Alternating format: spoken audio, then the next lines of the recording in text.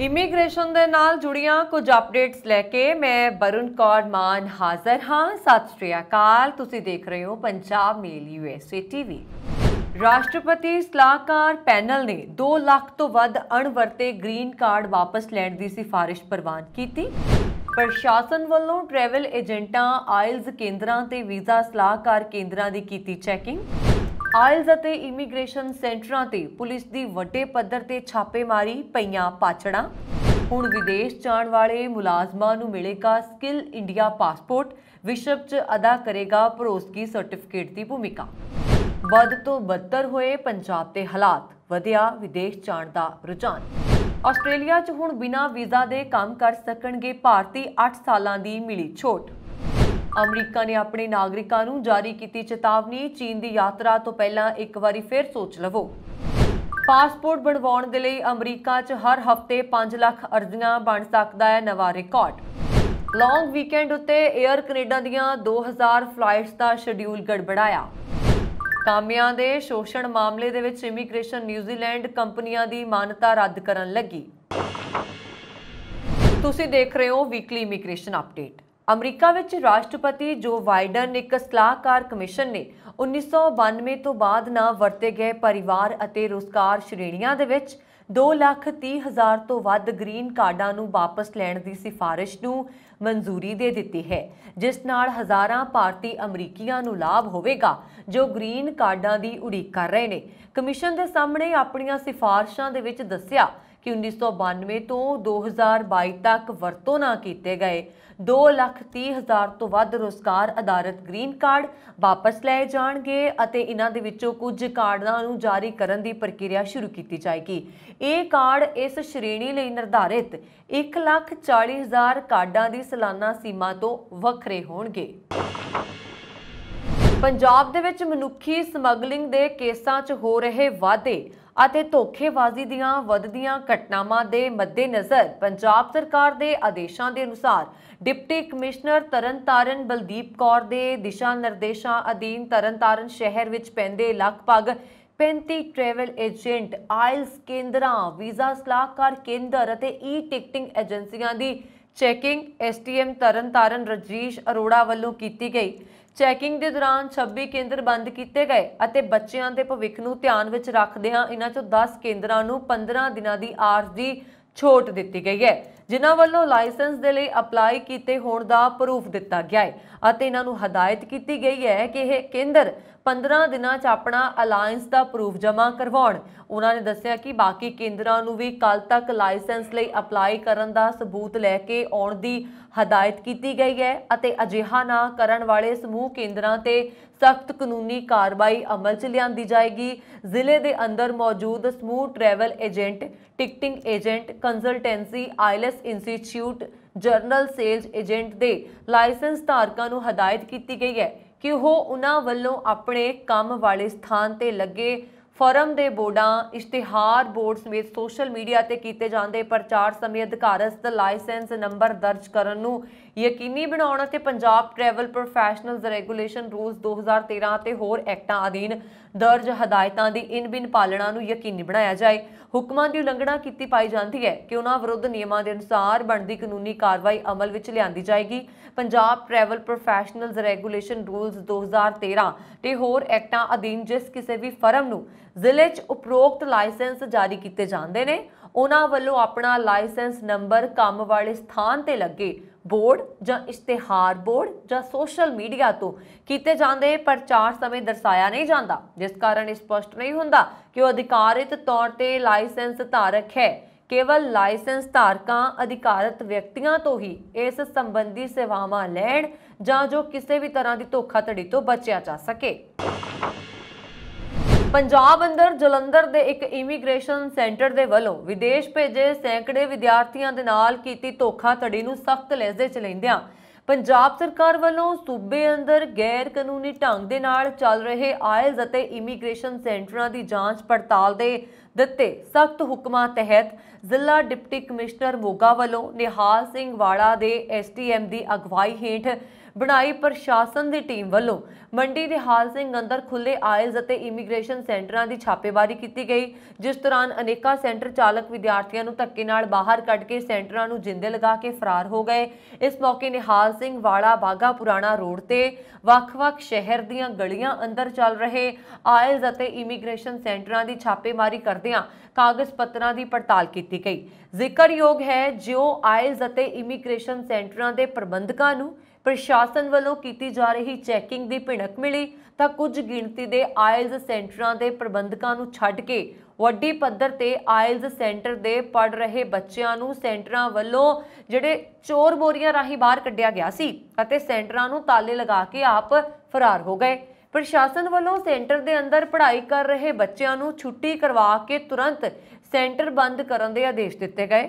बहुत सारे आयल्स सेंटरां दे deputy commissioner दियां हदायतां दे अनुसार बनदे कागज पत्तर पूरे ना पाए जाण ते उन्हां नूं जल्दी पूरा करन दी अपील भी कीती अते जेकर फिर भी उक्त सेंटर सरकार दियां हदायतां ते पूरे ना उतरे तां तुरंत बनदी कार्रवाई करन दी चेतावनी दित्ती गई। सैकड़े सेंटर बगैर मंजूरी दे गैर कानूनी ढंग नाल चलदे ने। इत्थे ही नहीं कुछ मंजूर शुदा सेंटरां दे विच भी सरकार दियां हदायतां दी पालना नहीं कीती जा रही। इस संबंधी वख-वख जनतक जथेबंदियां अते पतवंतियां दा कहना सीगा कि पुलिस प्रशासन है जिहड़ा ओह सख्त कानूनी कार्रवाई दी बजाय केवल गोगलूआं तो मिट्टी झाड़न दा काम कर रहा।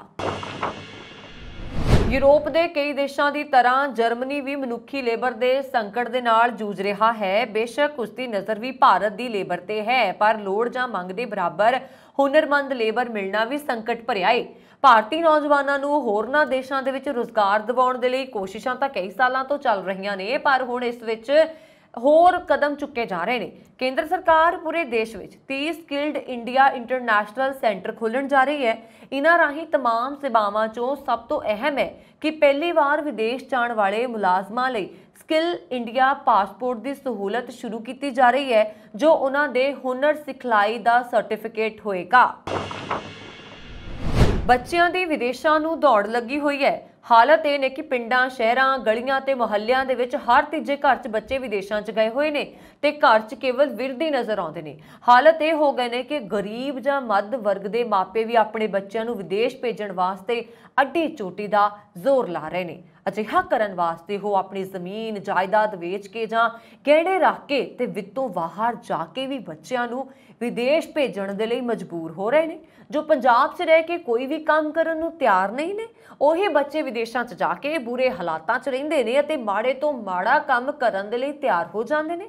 ਵਿਦੇਸ਼ਾਂ ਨੂੰ ਜਾਣ ਦੀ ਇਹ ਦੌੜ ਬਿਨਾਂ ਕਾਰਨ ਹੀ ਨਹੀਂ ਲੱਗੀ, ਸਗੋਂ ਇਸ ਪਿੱਛੇ ਕਈ ਗੰਭੀਰ ਕਾਰਨ ਵੀ ਨੇ, ਜਿਸ ਦੇ ਵਿੱਚੋਂ ਇੱਕ ਰੋਜ਼ਗਾਰ ਨੂੰ ਵੀ ਮੰਨਿਆ ਜਾਂਦਾ ਹੈ ਤੇ ਦੂਸਰਾ ਲਾਏ ਲੱਗ ਵੀ ਲੋਕ ਜਿਹੜੇ ਨੇ ਬਹੁਤ ਵਿਦੇਸ਼ਾਂ ਦੇ ਵੱਲ ਭੱਜ ਰਹੇ ਨੇ। ਆਸਟ੍ਰੇਲੀਆ ने अप्रैल विच ऐलाने वीज़ा नियमां दे विच बदलाव नूं 1 जुलाई तो लागू कर दिता है। इन्हां नियमां दे विच मई च भारत अते आस्ट्रेलिया दरमियान होए दुवल्ले समझौते नूं ध्यान विच रखिया गया है। इस तहत mobility arrangement for talented early professionals scheme के तहत भारतीय विद्यार्थियों नूं 8 साल तक आस्ट्रेलिया विच बिना वीज़ा दे काम करन दा विकल्प दिता गया है। इस तो इलावा भारतीय विद्यार्थी वीज़ा स्पॉन्सर्स तो बिना भी आस्ट्रेलिया विच 2 साल बिता सकणगे। इस नियम का मकसद विद्यार्थियों नूं अपनी पढ़ाई प्रति गंभीर बनाउणा है।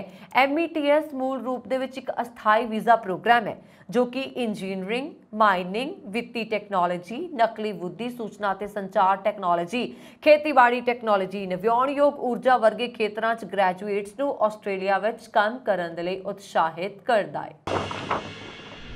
अमरीका ने अपने नागरिकों नूं चीन की यात्रा ते मुड़ विचार करन दी सलाह जारी की। इस हफ्ते किसी खास मामले का हवाला तो नहीं दिता गया, पर यह सलाह मई विच जसूसी के दोष विच 78 साल के अमरीकी नागरिक नूं उम्र कैद की सज़ा सुनाए जाण तो बाद आई है।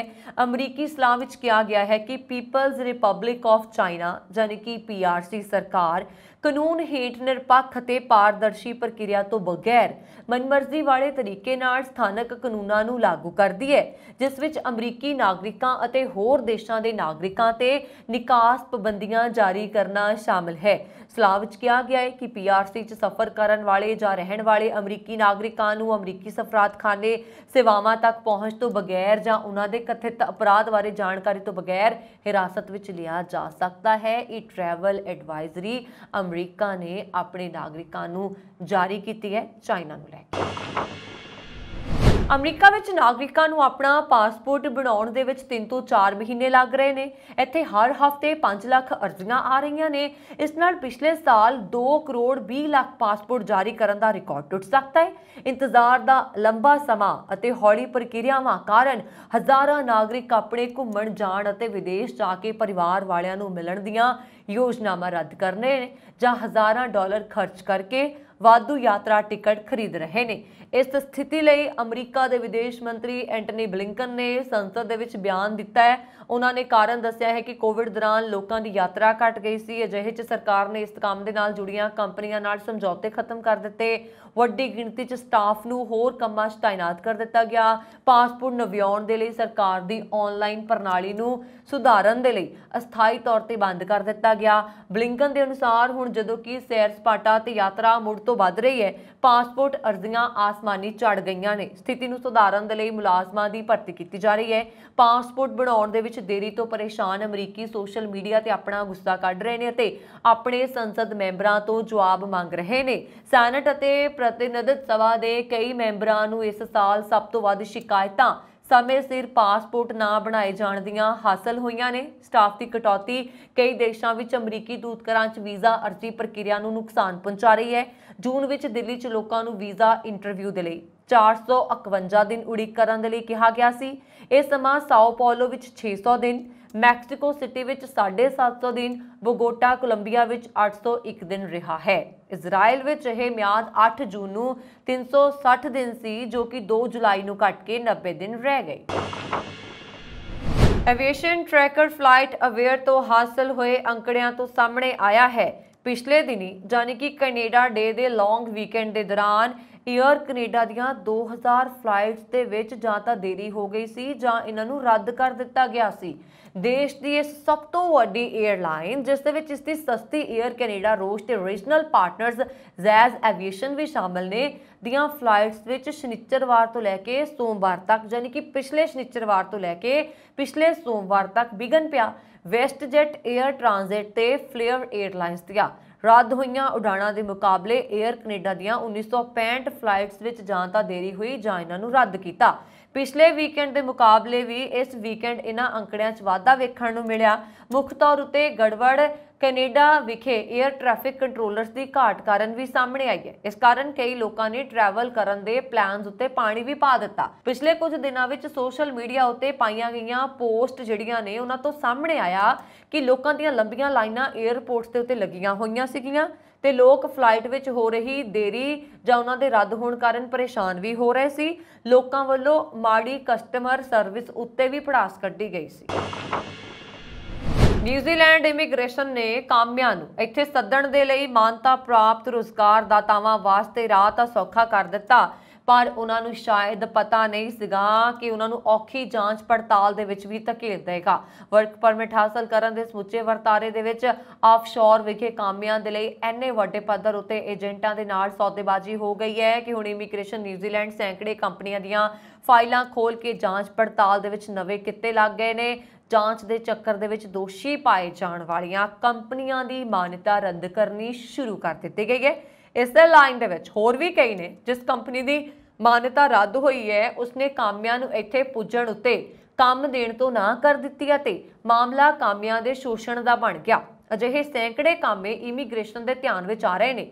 ਇਹ ਕਾਮੇ ਭਾਰਤ, ਨੇਪਾਲ, ਸ੍ਰੀਲੰਕਾ, ਸਾਊਥ ਅਮਰੀਕਾ ਨਾਲ ਸੰਬੰਧਿਤ ਜ਼ਿਆਦਾ ਦੱਸੇ ਜਾਂਦੇ ਨੇ। ਇਮੀਗ੍ਰੇਸ਼ਨ ਮੈਨੇਜਰ ਦੇ ਕੋਲ ਰਿਪੋਰਟਾਂ ਆਈਆਂ ਨੇ ਕਿ ਇੱਥੇ ਆਉਣ ਵਾਲੇ ਕਾਮਿਆਂ ਨੇ 14 ਤੋਂ 30 ਹਜ਼ਾਰ ਡਾਲਰ ਤੱਕ ਵੀਜ਼ਾ ਲੈਣ ਲਈ ਖਰਚੇ, ਏਜੰਟਾਂ ਆਦਿ ਹੀ ਖਰਚੇ, ਪਰ ਇੱਥੇ ਉਹਨਾਂ ਨੂੰ ਕੰਮ ਦੀ ਆਰੰਭਤਾ ਵੀ ਨਹੀਂ ਕਰਨ ਦਿੱਤੀ ਗਈ। ਇਸ ਵੇਲੇ ਤੱਕ 53 ਕੰਪਨੀਆਂ ਦੀ ਜਾਂਚ ਪੜਤਾਲ ਹੋ ਚੁੱਕੀ ਹੈ ਅਤੇ 16 ਹੋਰ ਚੈੱਕ ਕੀਤੀਆਂ ਜਾ ਰਹੀਆਂ ਨੇ, ਜਿਨ੍ਹਾਂ ਦੀ ਮਾਨਤਾ ਰੱਦ ਹੋ ਸਕਦੀ ਹੈ। इस वेले कुल 23,744 मान्यता प्राप्त रोजगारदाता ने।